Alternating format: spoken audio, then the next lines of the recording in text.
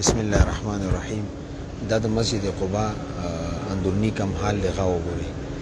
بر لیکلی له مسجد اسس على التقوى من اول يوم احق ان تقوم فيه رجال يحبون ان يتطهروا والله يحب المطهرين.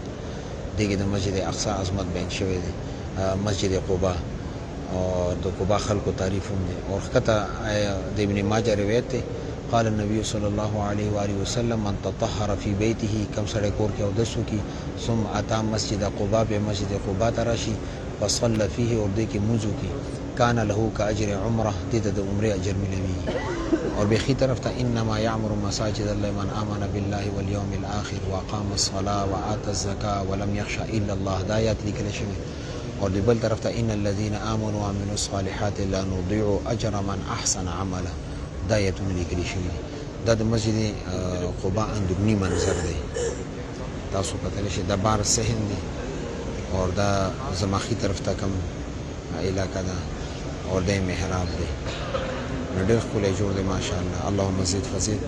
الله رب العزت ټولو ملګرو ته د مسجد قباء زیارت بار بار نصیب کړي.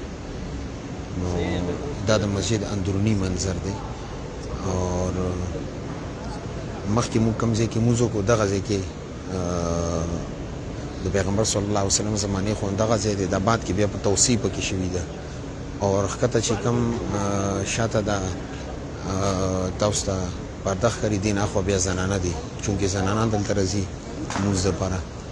نو دی ښکلی صحن دی.